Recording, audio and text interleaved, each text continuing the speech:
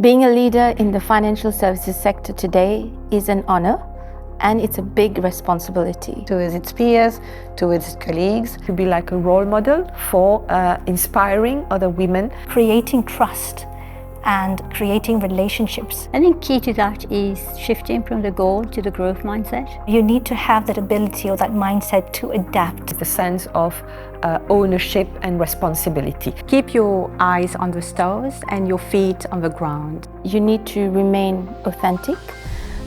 Always be yourself. Don't try to change yourself. This doesn't happen overnight. It doesn't happen by magic.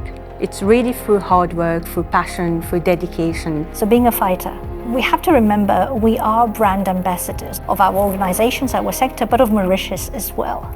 It's true that the financial services sector has traditionally been seen as a very male-dominated globally. In Mauritius, we cannot say that.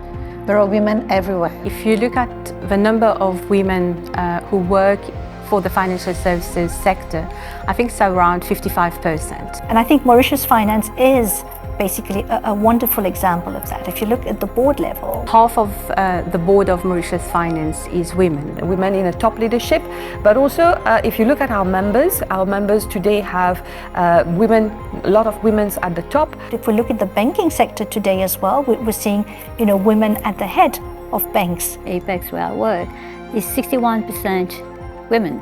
My country management committee at the level of IQQ Mauritius, 50% is women. If you have the right competencies, you will go, you will reach the highest level. So I think it's a sector that attracts great talents, and happen to think that women are great talents.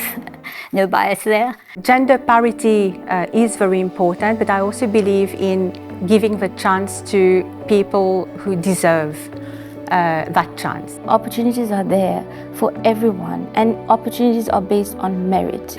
If you look at the DEI agenda, for example, this has become now like a charter where they are measuring, what's happening around women integration, women empowerment. If you look at the changes in the legislation about having more women into the companies who are listed, directors have to be women on the board of listed companies. But at the end of the day, it's also the willingness of the women to go to that next level.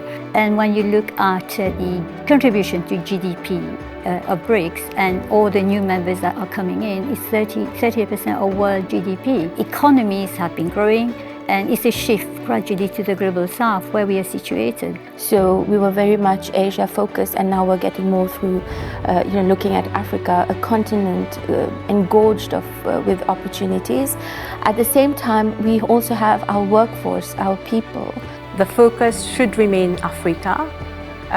What we need to work on is our competitiveness, branding, visibility, and also we need to make sure that we're moving up the value chain when it comes to our products and services. But if we want to keep, ahead of our competitors or as a leading financial services sector, I think that we need to look at, digital transformation, green energy, wealth management, Fintech, even crypto. We have to be conservative, but you cannot just ignore it. We have the VCC, which is very popular and increasingly popular. We have good fintech legislation, we have VITAS. But it's not only having the tools, it's the action that we really need to move. And what we need to address is certainly our ease of doing business, is certainly our cost competitiveness, but it's also our talent. I think as core drivers, if we can shape ourselves to provide the international community with meaningful solutions in those realms, we are certainly set to be, one of the market leaders in the financial services sector. So if we are able to provide these opportunities to talent, demonstrate to them that yes, this is the career path that you have in this industry, I think we will be able to continue to walk the talk for making the financial center, one of the important pillars of our economy.